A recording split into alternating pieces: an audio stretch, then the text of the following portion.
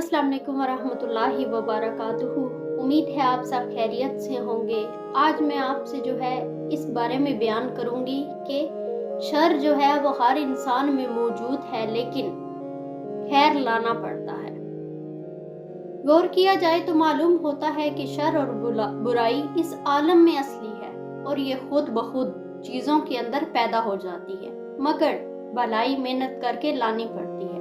तजर्बा और मुशाहिदा भी यही है कि आदमी मेहनत करता है, भलाई पैदा हो जाती है, और अगर मेहनत नहीं करता तो बुराई खुद बखुद उभर कर सामने आ जाती है। मिसाल के तौर पर खाना इसको खुश रंग यानी कि खाने को खुश रंग और खुश जायका और खुशबूदार बाकी रखने के लिए नेमत खाना बनवाना पड़ता है, इसे हवादार कमरे में रखना पड़ता है, तब कहीं खाना अपनी खूबियों के साथ बाकी रहता है।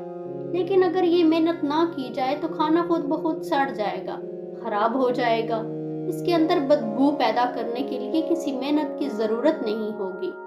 इसी तरह एक बाग है, इसकी खूबी ये है कि वो सरसब्ज हो, चमन बंदी हुई हो और फूल खिले हुए हों, इसका मंजर निगाहों को अच्छा मालूम होता हो, देखने से आंखों में तरावत पैदा होती हो, सूंघने से नाक में खुशबू आती हो।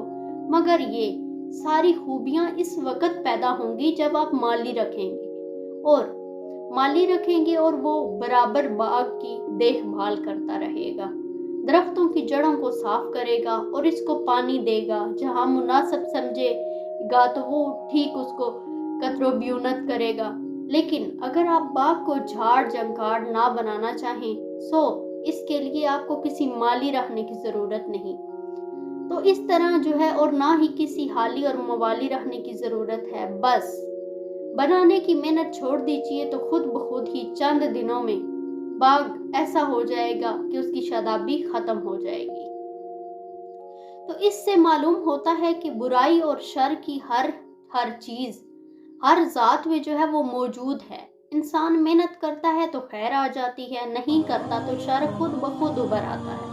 ये इस आलम का एक तर्ज है और सुनते अल्लाह इसी तरह जारी है, क्योंकि इस आलम का एक बड़ा फर्द इंसान भी है, लिहाजा इसके लिए भी इस असूल और इसके कायदे से जुदा होना मुमकिन नहीं। चुनांचे बिला तकल्लुफ ये बात कही जा सकती है कि बुराई इंसान की जात में मौजूद होती है और भलाई लाना पड़ती है। बच्चा पैदा होता है, आप इसकी तरबियत करते हैं, तालीम देते हैं, तब जाकर वो इंसान बनता है। और अगर आप ये मेहनत ना करें तो इसके अंदर जो बुराइयां हैं इसको बरोएकार लाने के लिए किसी मेहनत की जरूरत नहीं होगी। खूबियां पैदा करने के लिए, आलम बनाने के लिए सैकड़ों अदारे हैं, मदरसे हैं, मगर क्या जाहिल बनाने के लिए भी आपने कोई मदरसा देखा है? जाहिल तो इंसान बना बनाया पैदा हुआ है। कुरान पाक में अल्लाह ताला ने फरमाया, अल्लाह तबारक ताला ने तुम्हें तुम्हारी माओं के पेट से इस हालत में निकाला कि तुम जरा बराबर इल्म नहीं रखते थे, और फिर तुम्हारे अंदर सुनने की ताकत रहती ताकि सुन सुनकर इल्म हासिल करो, देखने की ताकत रहती ताकि देख देख कर इल्म हासिल करो, तदब्बर और तफक्कर की कुव्वत रहती ताकि इसके जरिए मालूमात में इजाफा करो।